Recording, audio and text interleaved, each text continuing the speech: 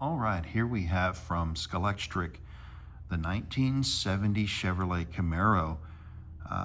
It was built for competition here in the US for the SCCA's Trans AM series.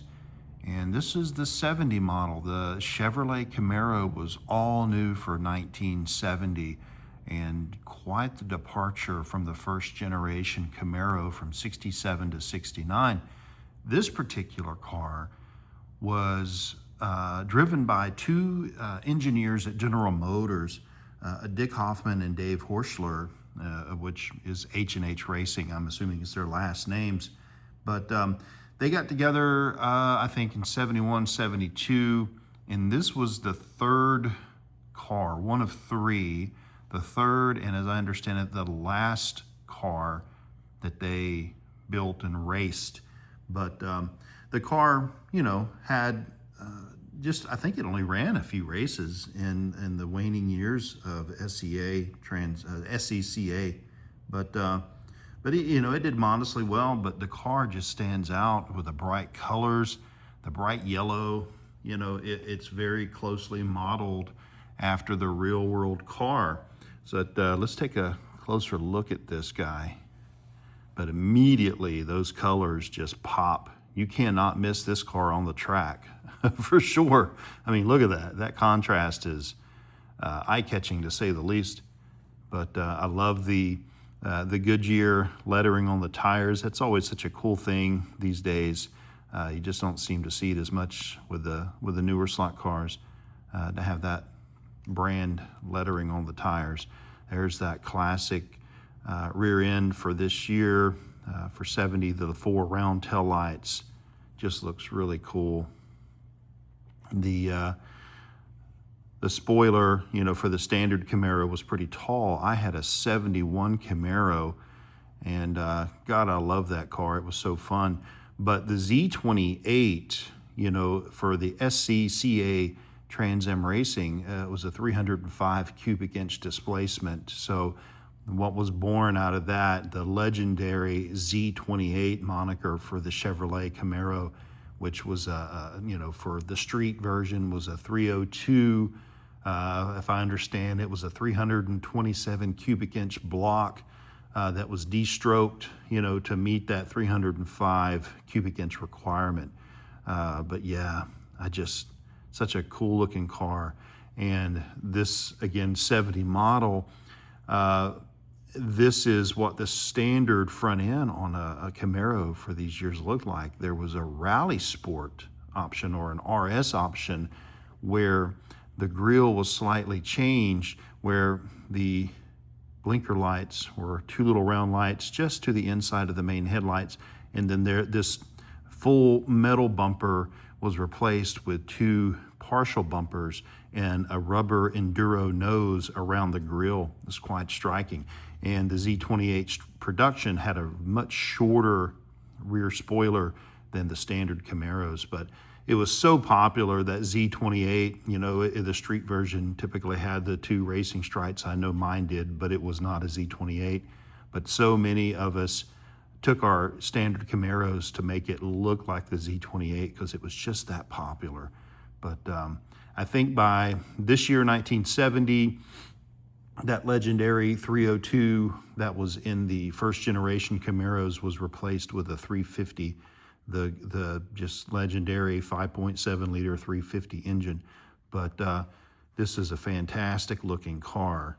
And let's get the body off the chassis so you can see what I did to make it run on my Carrera Digital track. All right, we got the body off the chassis. And as you can see, just standard Scalextric chassis here, very basic. We have the Sidewinder motor with the plastic bushings and gears. And then, of course, you can see where I've installed the Carson Digital Decoder that's specifically built and designed to be installed in Scalextric cars. Easy replacement. And single screw that you remove there. The chip is physically attached to the cover, has a single plug that you unplug from the original interface board for the analog car plugs right back in. Very, very simple to do. And not a whole lot to show there. And then underneath, of course, you can see we still have the standard Scalextric guide. I have upgraded the braids with some better braids so it runs better on the Carrera track. And there is a guide that you can replace this with. It's specifically built for Scalextric cars to run on a Carrera track. I mean, this guide, as you'll see in just a moment, runs on here just fine, but Slot Invasion is the guide that I like to get. It's a much wider, longer guide that fits much better into the slot on this Carrera because it's a lot wider than the Scalextric track. But the tires are still the original tires. I have sanded and trued them. If you can see, they're nice and smooth. And a tire truer, the purpose is to get tires to be as perfectly round as possible, to remove, you know, any high spots and low spots or any issues with the tires, because just like your everyday automobile that you drive, if you have a tire that's out of round or out of balance, you're gonna feel it. And it has a huge impact on a slot car.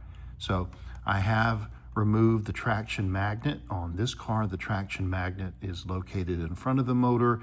You have two different places here, but I just removed the traction magnets out of preference, and I just like the challenge it presents to drive the car. I like the tell-happy physics of no magnet, but there you go. Let's get the body back on and see what kind of lap times we can come up with.